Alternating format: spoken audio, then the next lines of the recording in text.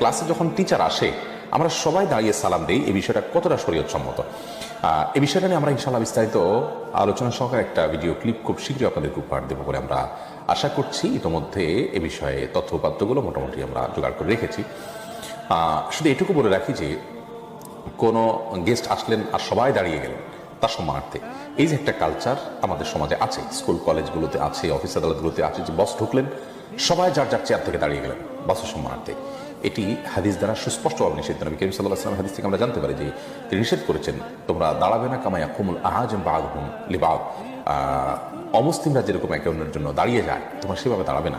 তবে হ্যাঁ, কোনো আগন্তুক এসেছেন, আপনার মা এসেছেন, বৃদ্ধ মানুষ, আপনি উঠে গেলেন, তাকে ধরলেন, তাকে হেল্প করলেন, বা এরকম আরও বিভিন্ন শর্ত সাপেক্ষে দাঁড়ানোটা জায়েজ আছে, এবং বিভিন্ন বর্ণনা থেকে সেটির সপক্ষে সমর্থন যেটুকু পাওয়া যায় সেটিগুলো আলোকে দাঁড়ানো জায়েজ আছে। ওকে, মৌলিকভাবে যে দাঁড়ানোর কালচার আমাদের সমাজে প্রচলিত আছে, যেমনটি বললাম স্কুল কলেজ অফিস আদালতে, যে টিচার ঢুকলেন তো সবাই যার যার জায়গা থেকে দাঁড়িয়ে যাবেন, তারপর সবাই বসবেন, এই কালচারটি নবী করিম সাল্লাল্লাহু আলাইহি ওয়াসাল্লামের সুস্পষ্ট হাদিস দ্বারা নিষিদ্ধ। লা তাকুমু কামা ইয়াকুমুল আ'আজিম বা'দুহুম লিবা'দ, আজমিরা বা অমুসলিমরা তারা যেরকম একজন আসলে সবাই দাঁড়িয়ে যায়, তোমরা সেইভাবে দাঁড়াবে না, অর্থাৎ তাদের মতো করে দাঁড়ানোর যে কালচার সেটি উচিত নয়। বাকি অসুস্থ মানুষ আসলেন, তাকে চেয়ার পেতে দিলেন, অথবা আপনি হেল্প করলেন, কিংবা আপনার আরও বিভিন্ন যে শর্ত দিয়েছেন, আমরা অনেকগুলো শর্ত দিয়েছেন, সেই সমস্ত শর্তের আলোকে আপনি দাঁড়ালেন, সেটি বিচ্ছিন্ন বিষয় এবং জায়েজ হতে পারে, এবং অনেকগুলো হাদিস থেকে তার পক্ষে সমর্থন পাওয়া যায়।